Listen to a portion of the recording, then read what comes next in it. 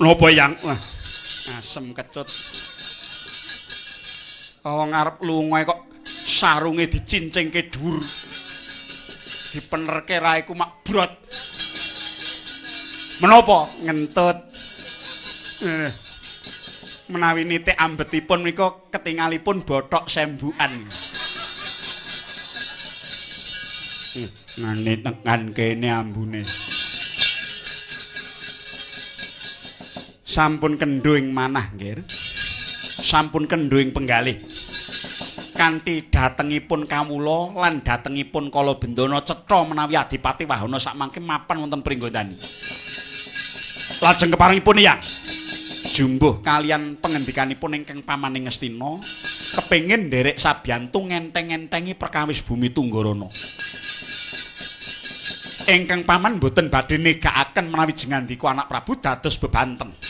Keparengipun kula ingkang badhe mbokongi saking wingking nggih. Nggih, namung menika saking keparengipun paman Jaka Pitana kula mboten anggadhahi panyuwun. Jernyatanipun menika perkawis kula piyambak mboten dados menapa. Dirgahayu ingkang pinanggih kula nyuwun pamit kula ingkang badhe nderek memanuki jengkaripun wayah Prabu.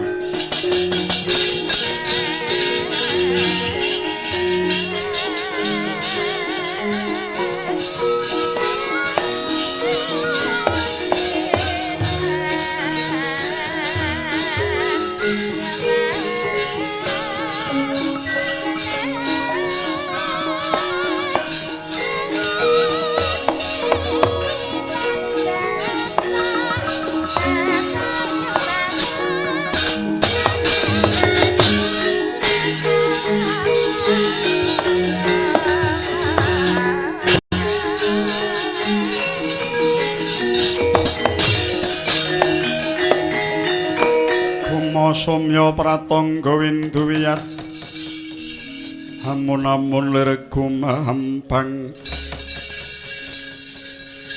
maletik nan colot putus sing sewang ngulun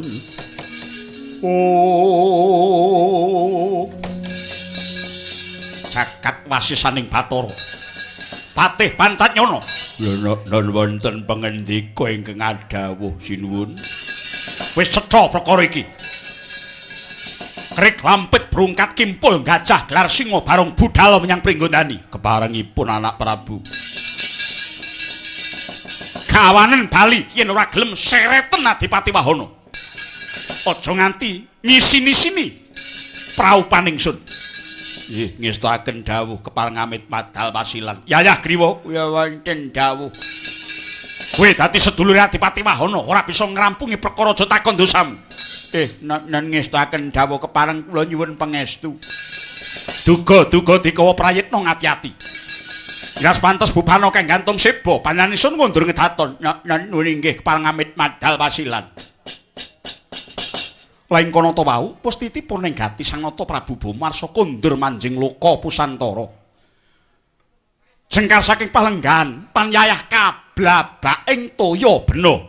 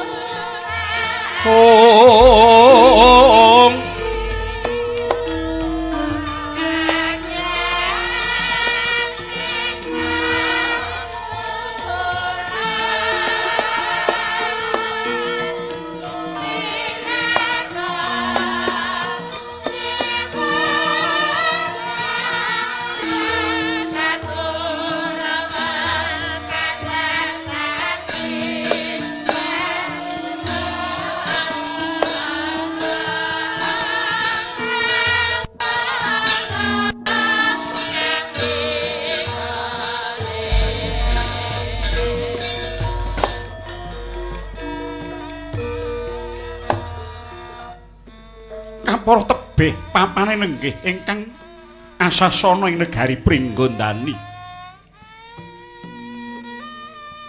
Dasar negari ageng agung praja ingkang ayem saknyatane ayem. Dagang lelayaran mbok bakul anul selur datan ana pedhote labet tebih sangsayaning marga. Nayaka bebawaning praja kontap kautamane renteng dalu anggung hangudi murih kuncaraning bangsa. Dasar sineng kuyung puja brataning para wiku ingkang anggung angidung suci murih rahayuning bawana.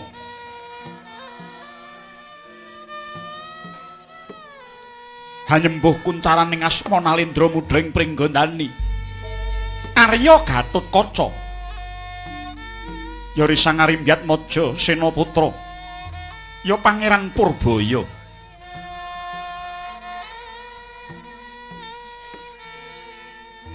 Dasar gagah prakoso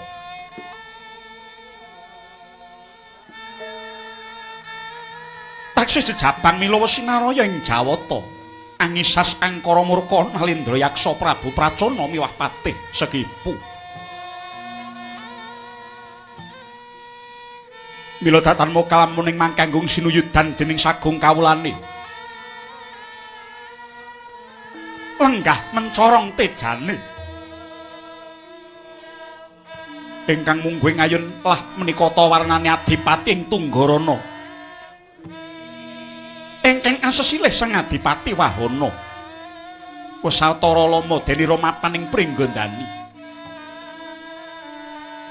sinambung wuntat Kyai Patih Prabakesa kadya mangkono panglucitaning griya ing kababareng lisan hong hong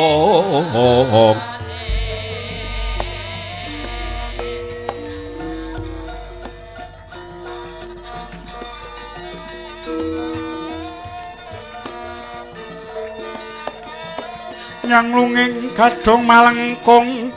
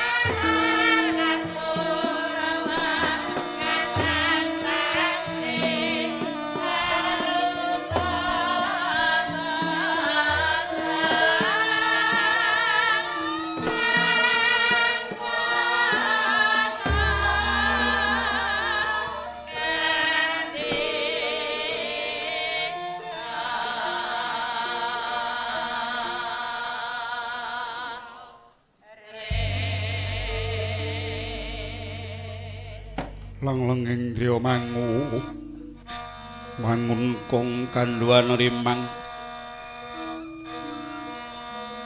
lirlena tanpa kanen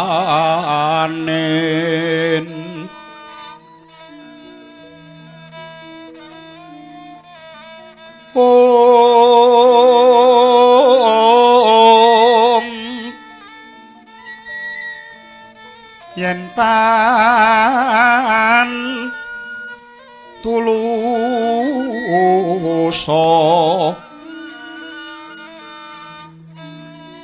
mang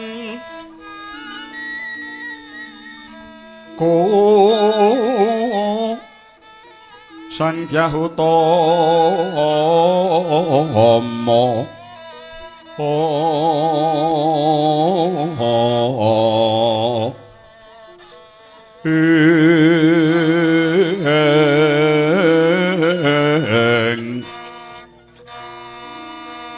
Srinalendra Mudha Wuseng Rapa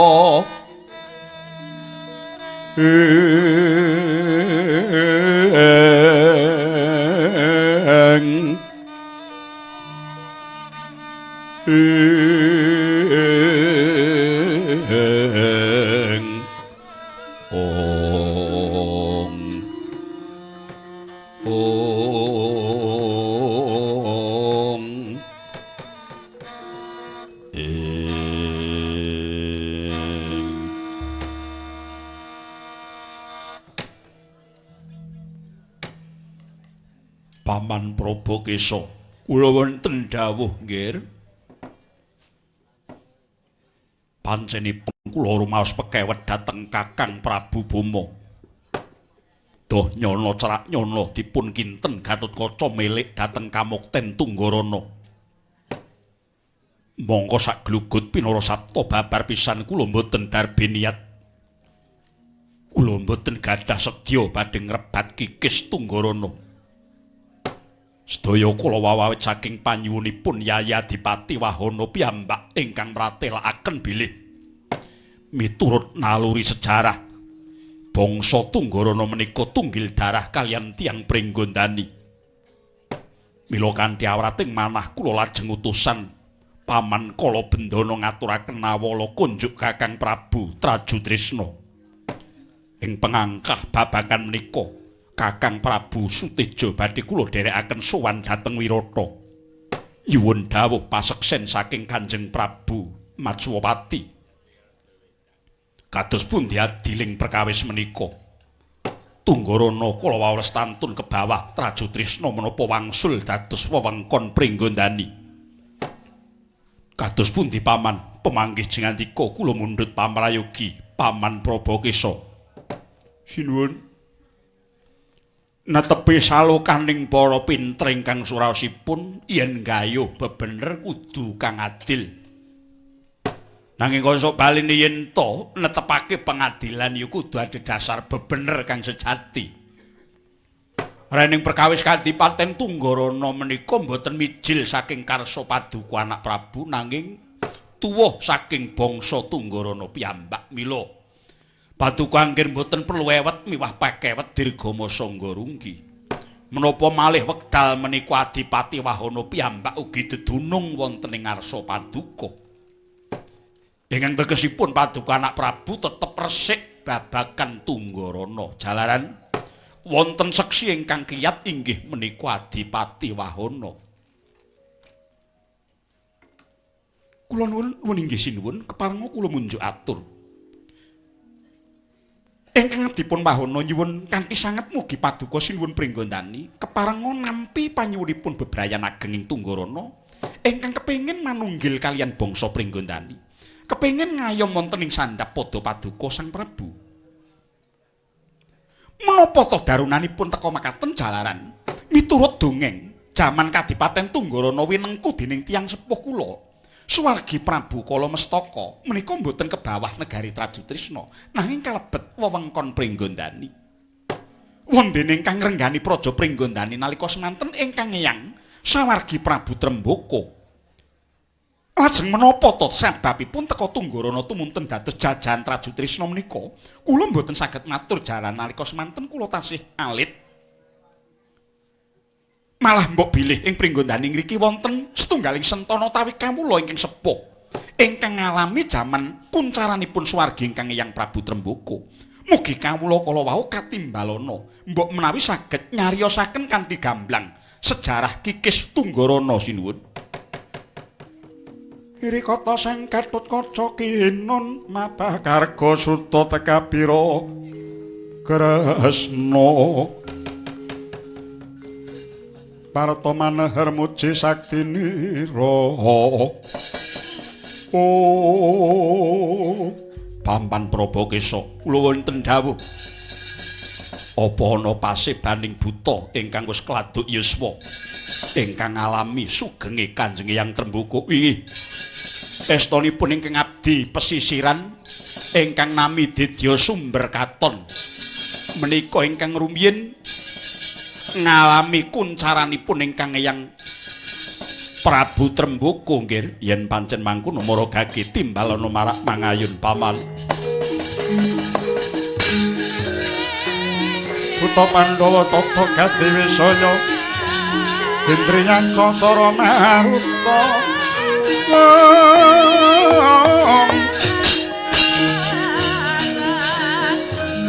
Pawana Bana Markana samilana lan marang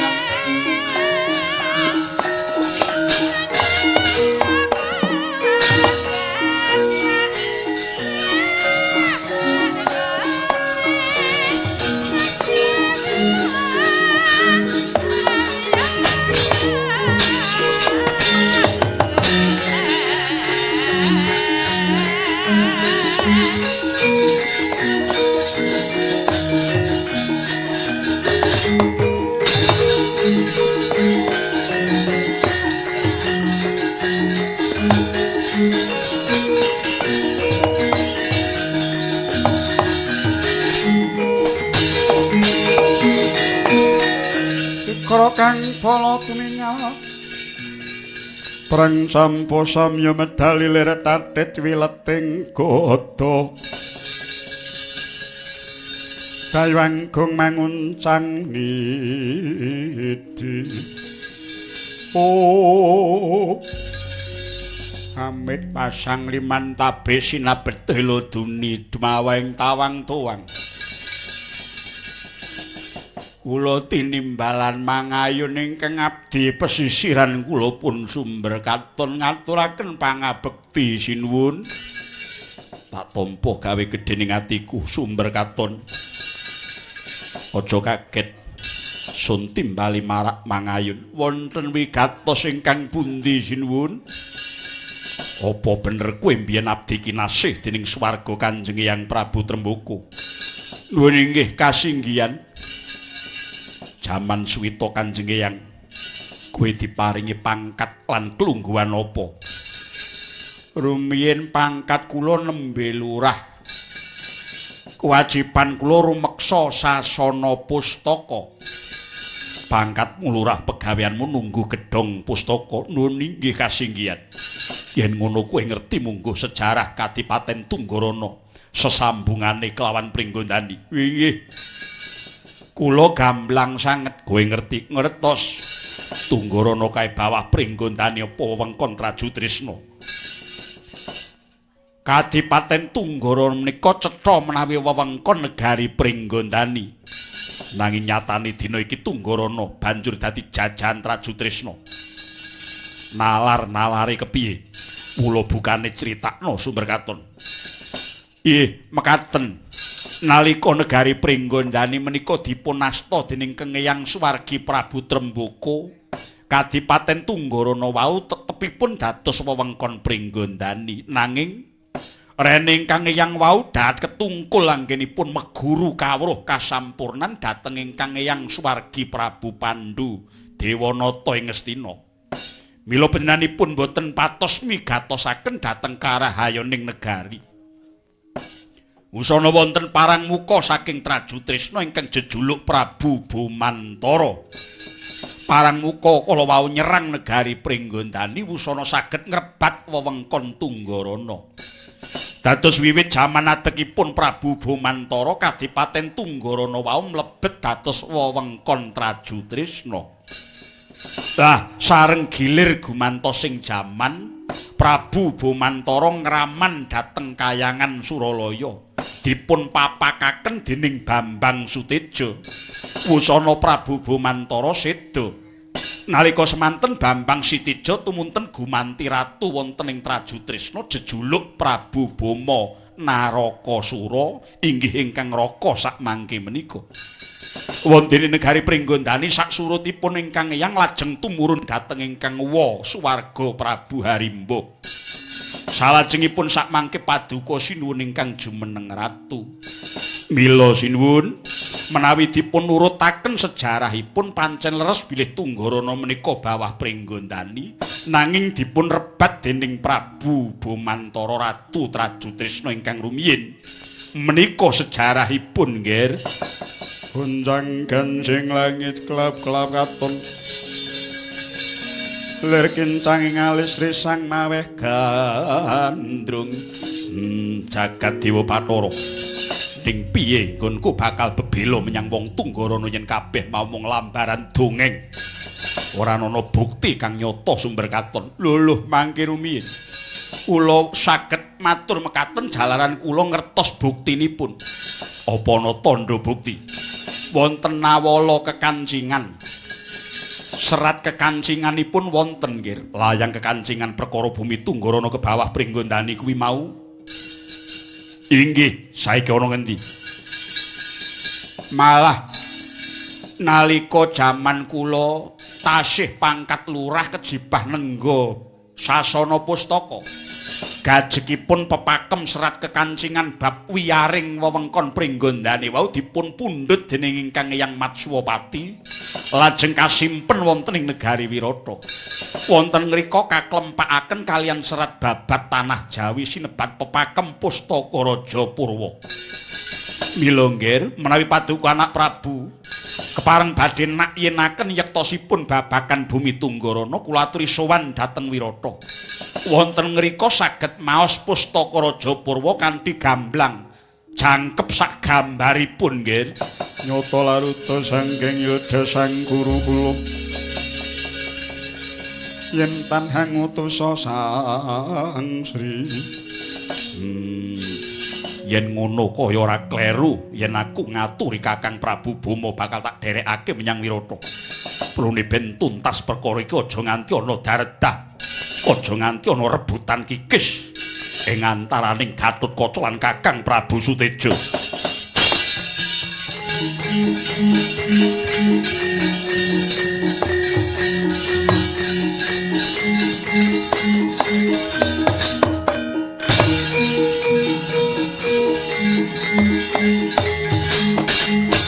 Good.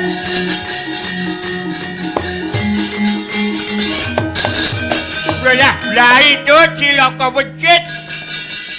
Ya gini paman kula bener. Walah, wis. Wahono kowe toto-toto. Sandangane bojomu klupukno kotang. Jarik butelen. Kowe arep dijaluk bali karo wong Traju Tresna. Nek anak Prabu Gatotkaca kuwi negara Pringgondana diluruki Batang Sayuta dudu karepe dhewe.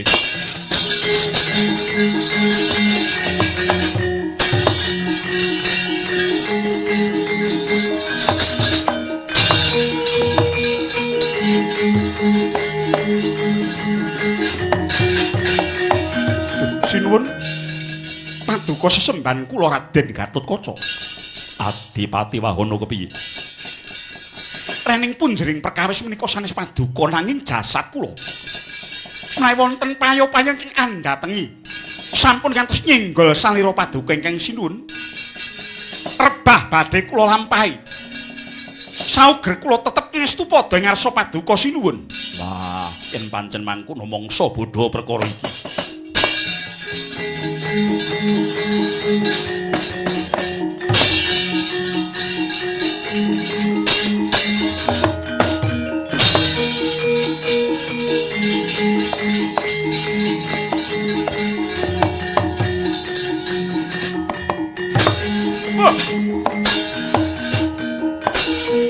Hey!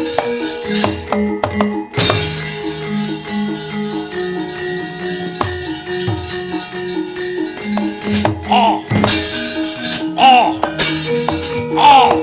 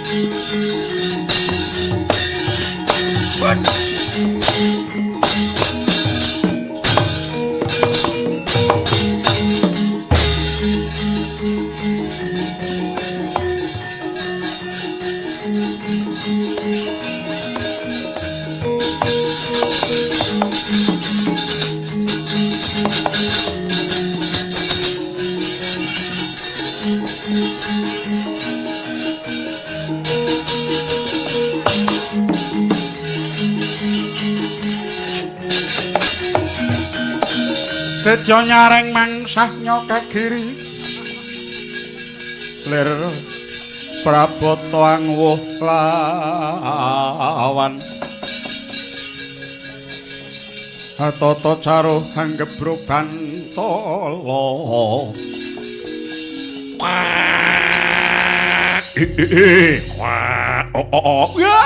ladalah hamot ana menit ayo menit Imang mang cabut nak kirebut anak. Ladalah. Dan ladalah. Amu nuna menot. Hanya menot.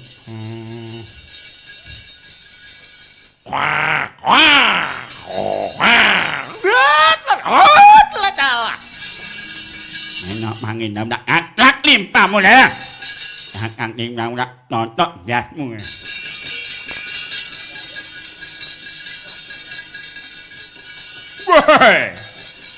Aku tekan negara Pringgondan wis dipapang prajurit segelar sepapan. Wah, panganjuring lakutan siwah sarambut karo aku. Kowe sapa?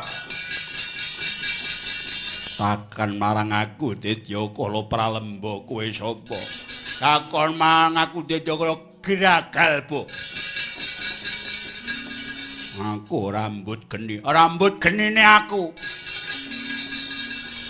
Aku cakil lawas. Aku cakil kikik.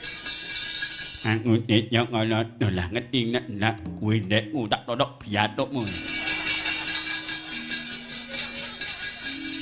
Kurang anyar kuwi.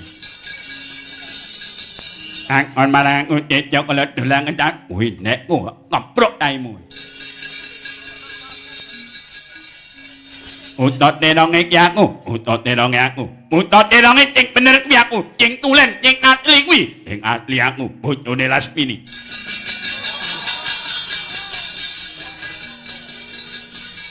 Kowe meneng ya, Dik.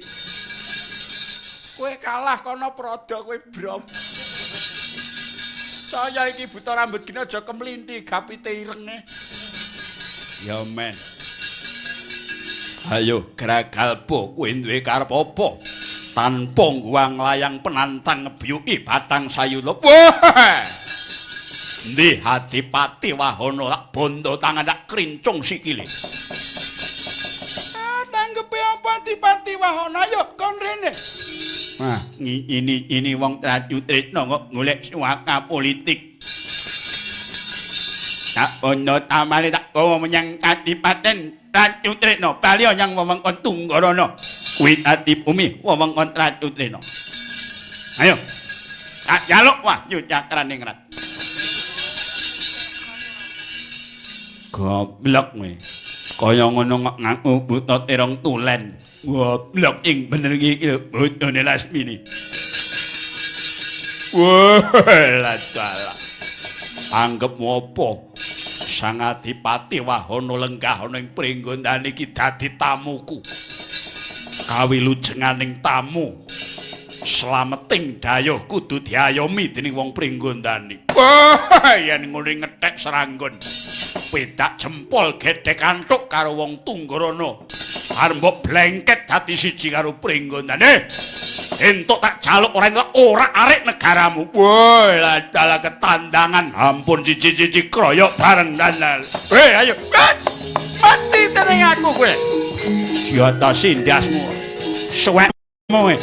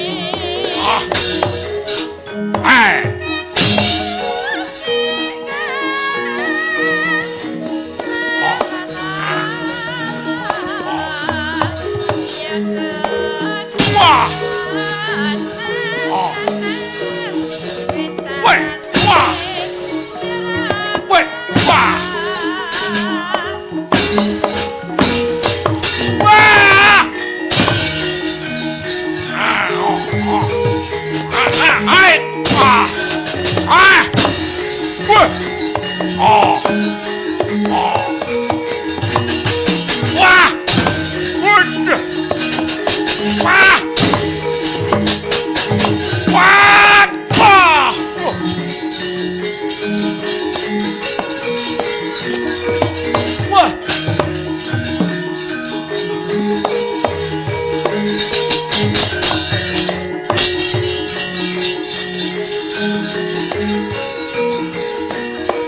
Wah. Woi. Oh, awas. Woi. Ah.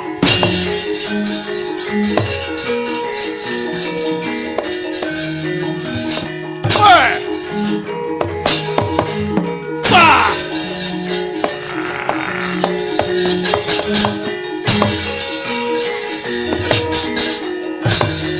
Woi. Wah. Ah.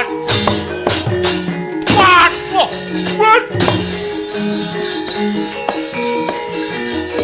Wah. Wah. Wah.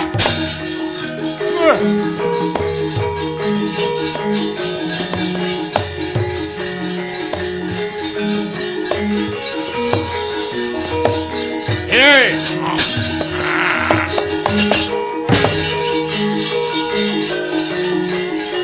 Wah. Oh. Oh. Oh. Oh. Oh. Wah. Wah. Wah. Wah. Wah. Wah. Wah. Wah. Wah. Wah. Wah.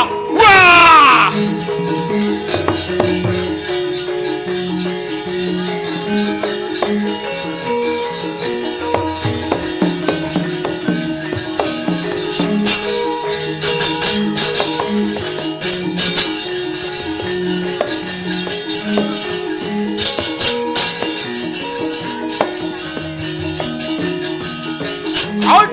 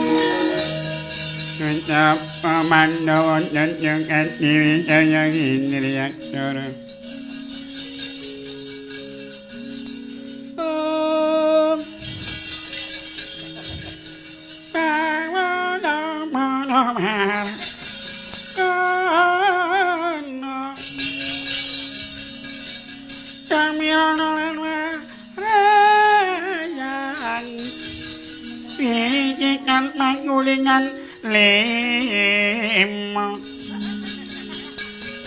Panjang magulingan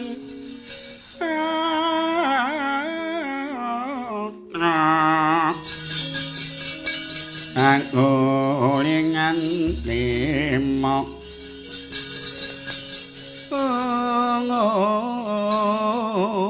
No, mending ngono. Cangkeme di wong genten kowe. Kaya enyu-enyu. Ora ngerti aku, tedak turune maat Sami. Nek ngono kowe jenengmu menit tuwa kowe. Ora ya melu-melu nyangem ayo mingkat to. Hutane gedhe aku tak meletak kowe. Apa kowe icong ngletak aku? Aku duwe aji imat mompo. Aji apa? Imat mompo. Imat mompo. Ya.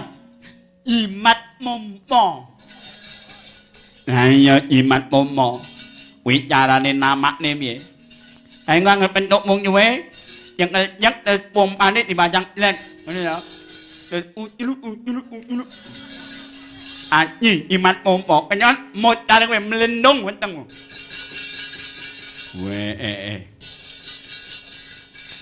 Kowe karo aku nek pancen wani gelut aja lumrahe wong perang nganggo samak. Aku nek mung perang diri nganggo tamak ulina. Lah kowe apa nyaluk iringi lalel mengeng. Apa nek kowe apal?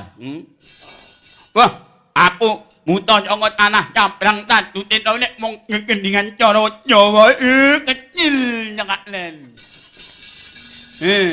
Nek pancen kowe wong prawira, kowe wong pinter, wong pengalaman.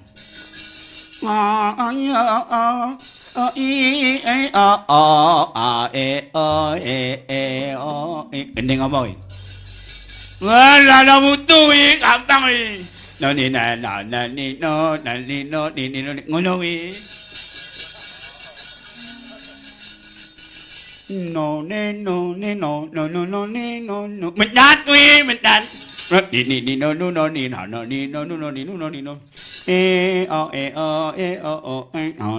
Menyemok kuwi, menyemok. Aja digoneli. Aja digoneli kuwi.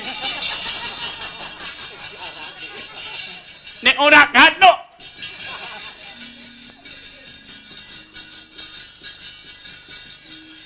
Nek kowe ngerti, ayo bukane apa iki? Bendrang kuwi, bendrang. Ngerti ya?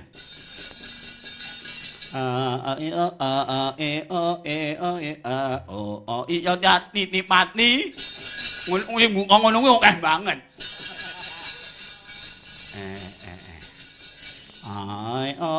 Ya gamir nyawet kuwi. Nyanyilah bintang. Nganeki kuwi, nganeki. No. Nyanyilah bintang. Cangkeme nah. Hanes ngene blok aja to. Padha ahline kening. Ono pintere. Ibarate kaya dene. Wiji karo randimo. Buka padha ramudenge. Ora cengengesan kowe. Iki perang serius. Apa? Perang serius. Serius.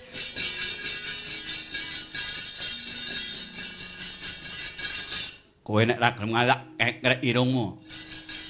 Beneran lho. Iki nek menak tambake tak goleki kon alternatif. Ora mari-mari malah mlentunge kaya kene kok. Malah mbok kekrek beneran lho. Urung mbok kekrek irungmu dhewe tak cocok nganggo sujen. Nanae metu mak cret. Yo dengulmu amoh kuwi. Wong ora. Saiki nek pancen kowe ngakoni gedhe kowe, mendine kowe rumangsa menang karo aku. Iya. Nyeremet duitmu selawe. Dek golek utangan kowe. Tak durung nyeremet lawe ae. Ngopo? RI ler.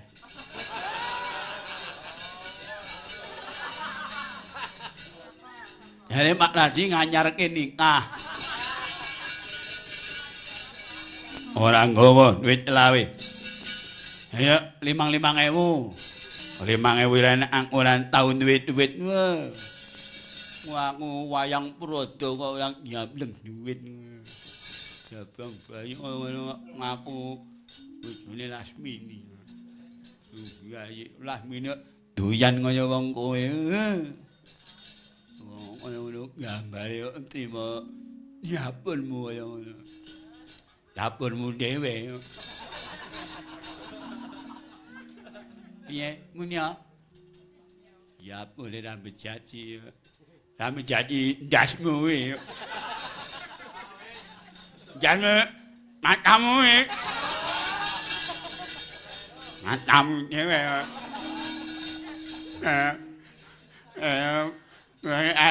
Ya boleh olah mantap-mantapnya aku. Saya anaknya nyimak. Tak anaknya mbok yatim. Oh, anaknya yatim.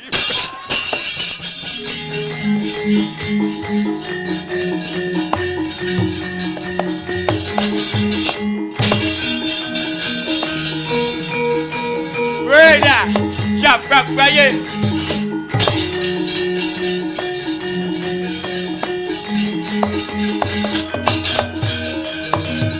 Wah, wah, wah, wah, wah, wah, oh, wow, oh, wow, wow, wow, wow, wow, wow, wow, wow, wow,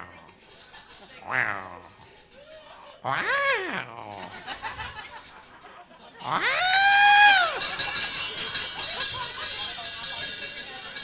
Suaramu kaya kucing kowe. Kowe sik kaya kucing. Kowe wong suara apike kaya ngene kok ora. Oh. Oh.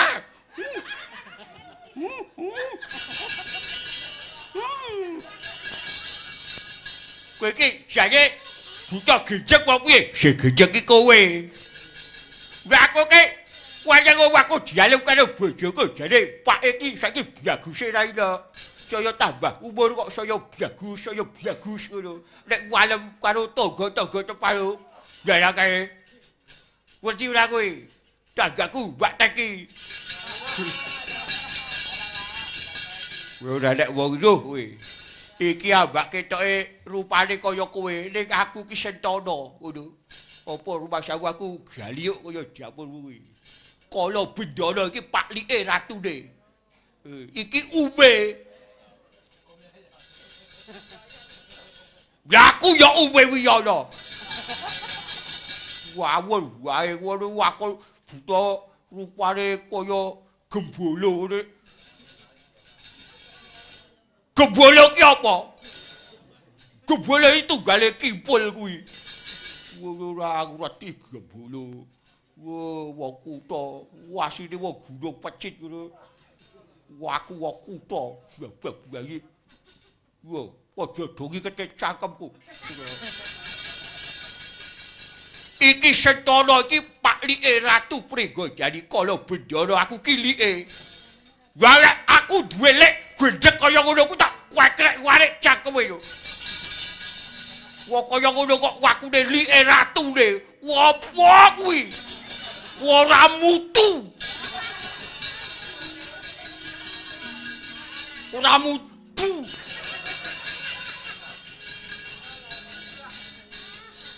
Kowe gelem wigat apa ora? Yo, gelem wigat apa ora? Kapan saya tadi ada. Wah, kowe ora ngetokke jaman wis tak kekrek dhisik kowe. Wah, tak wacok beda gedhe dekku. Woyo. Kowe tak apa? Ayo. Wacok jas kowe. Sekali lagi. Kuat. Duwe arek cilik ngono kok kewaki. Woh, kok dhisik tak jipokne. Wah, godo wesi kuning kowe. Apa rumangsamu aku ora duwe godo. Oh. Gede jek kowe. Yo, kake jaluk pira? Kurang gede tak silihke. Tak ganti kerisku. Kowe apa iso kene iki? Dilak rene mripatmu. Kene iki. Iki iso. Ngono. Kene, sik arep rucut sik, kok sik. carane digenekke dhisik. Wis.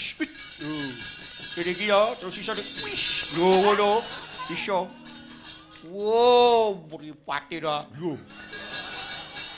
Wah, sabu kowe. Iso ngene iki. Wah, nyoyok mripatmu sing kuwi. Kuwi iki lek gawe taun 2000. Tak goleke gadane Werkudara kowe. Nggo keprok diasmu kowe. Wah, keprok diasmu dhewe. Lah, keprok kanggo gadane Werkudara tak sileke men pecah diasmu kowe. Wen keprok kanggo watu pecah diasmu kowe. Ayo, lunga ora? Lunga ora kowe? Aku ora gelem lunga iki ning omah-omahku dhewe. Apa iki iki omahmu? Kowe lek kene, kowe ming ditanggap sewengi. Kok kowe ngaku omahmu? Nek aku agek dinas kene iki tak anggap omahku. Nyatane aku bang yo nguyuh ning kono.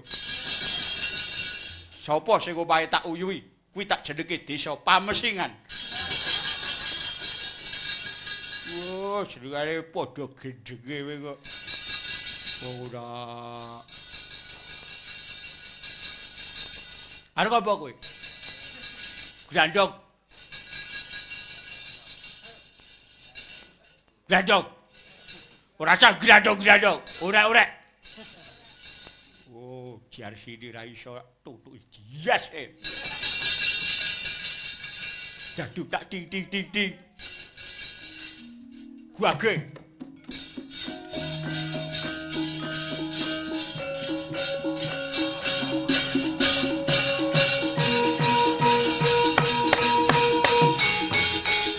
Getak gendung. Ya ngono ora patek karep ya wis pokoke. Wis kudu ikhlas.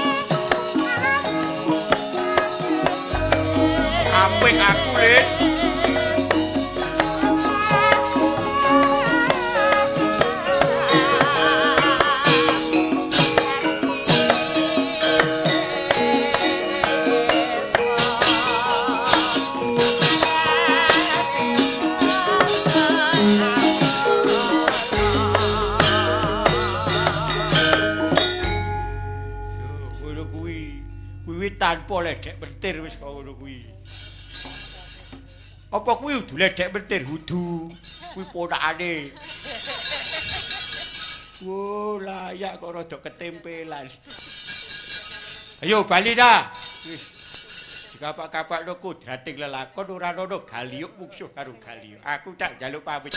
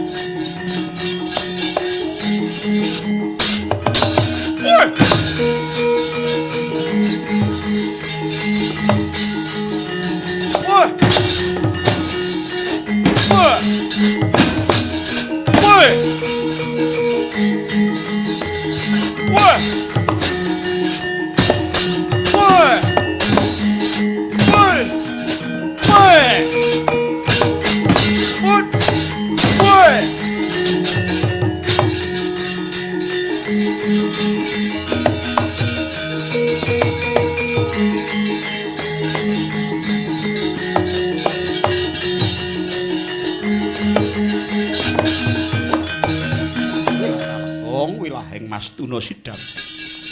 Lah kok banjur kaya mengkene dadine. Wis. Putuku ngger, putuku Sutejo. Kowe manggon ning garis bebener. Wewengkon Traju Trisna.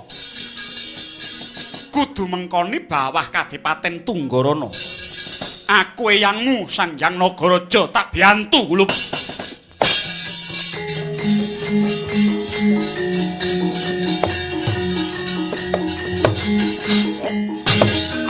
Kakak.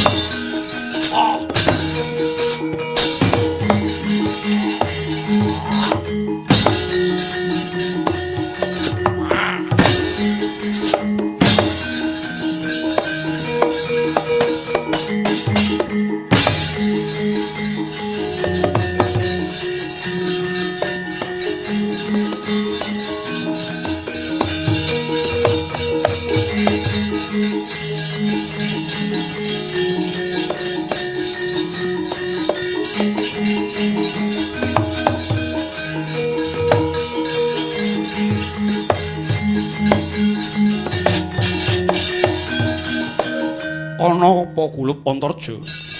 Waduh. Kadang kula Yayi Prabu pringgondani karoban mengsah. Bomo ngamuk punggung parandene maksih boten trimah. Eyangipun Piwi Krama dados naga ingkang ageng gegirisi. Mangsah wonten ing payudan. Yayi Prabu pringgondani keseser Eyang Wiladata. Wong kurang ajar kok melu-melu. Perkarane bayi wingi sore mungsuhmu wong tuwa. Iki Antaboga mungsuhmu.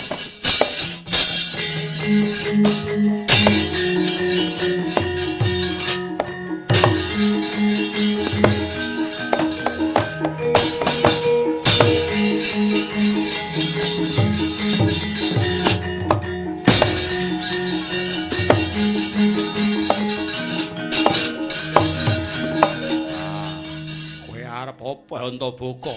Wong tuwa ora pantes diajeni. Ayo minggato. Wah, gelem lunga. Nek wis bisa nguntal Gatotkaca, untal aku.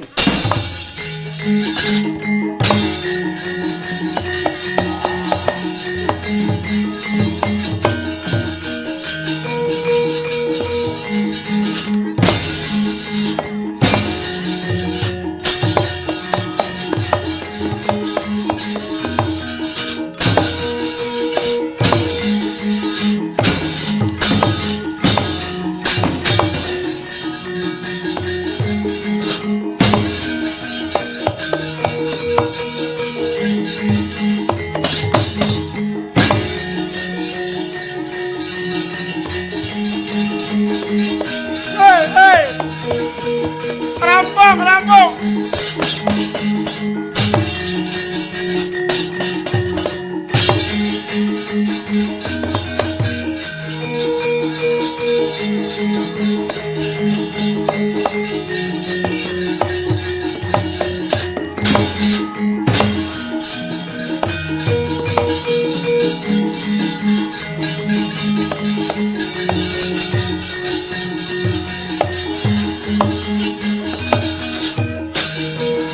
Laren ger bomo.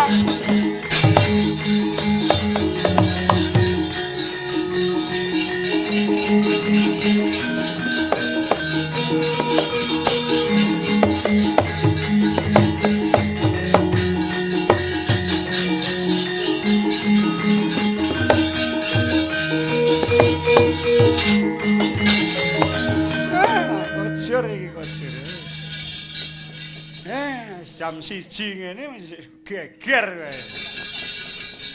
Padukunge jawantah buku. Lah ya ngeso entah wae. Kayangan kepanasan mergo pangaribawan iranggonira Bandayuda. Nganti gawe korban pirang-pirang para kawula cilik sing ora weruh kenthang kimpul ora ngerti pojok plerete padha keseret ngaratan kobar dening genining perang. Nyuwun pangapunten pula. Lah nyuwun pangapunten piye? Kowe ngerti nek perang iki sing kalah karo sing menang padha wae. Kalah dadi rempah, menang dadi pindhang. Nanging nyatanipun ingkang bibiti perkawis tiyang Pringgondani. Wah, sing miwiti wong Traju Trisna. Anggepe apa? Nyerang tanpa nganggo guang layang penantang. Anane ora guang layang penantang. Kowe nyekel Adipati Wahono, iya apa ora? Wis ta, wis. Iki piye ta? Malah jadoe yele-yelan terus. Perkara blangkon kok, Dok.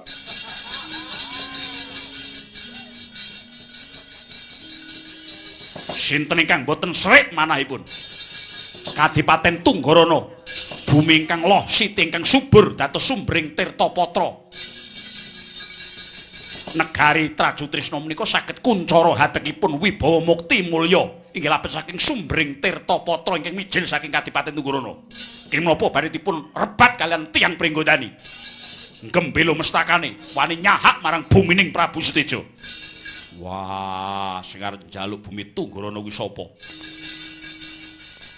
Kowe mung salah panarka. Nyatane Adi Wahono ana kono. Adipati Wahono mbanggel. Guguk mutawaton gajah mlar bulan tanpa ratuan melu wong Pringgondani. Kuwi dudu karepku. Nanging karepe kawula Tunggarana dhewe. Nek pancen kowe gelem dieloni wong Tunggarana, openana. Openana sing ari becik. Aja mung mbok sedhot isining wulu wetu bumi mbok ngumukti kowe sak kulawargamu nanging kowe tanpa mikir karo uriping kawula cilik Tunggarana. Piye ta iki aku nang kene kok malah do padu dhewe-dhewe. Kosek ta ngger kosek ta. Gomo, Dun. lho dewa kok mbok sentak. Aku ki rene nganggo seragam lho aja mbok sentak. Kejaba nek aku ora dinas. Kaya cantrik Janalaka kuwi sentaken. Ning nek dom dinas ngene iki aku aja mbok sentak-sentak. Kena shot ulun kuwi. Kados pundi ulun? Kula nyuwun dawuh pukulun adiling perkawis. Lah, adiling perkara bener apa king dadi penemune Gatotkaca? Ing ngarep Gatotkaca rak wis ngajak pirembugan srana sarasean bawa rasa supaya tinemu padha becike. Nanging bener yen to tinemuning perkara lan padhanging lelakon iki kudu ana negara Wirata. Mbah, piye caramu ingkang baku kowe tumeka ana negara Wirata? Gelem ya ngono kuwi ora gelem ya ngono kuwi nek kowe ora gelem tak rukunake. Adhedhasar paningal permanane ratuning para ratu Prabu Bagenda Matsapati ya wis mangsa bono mengko nek welaking dewa rasakna dhewe.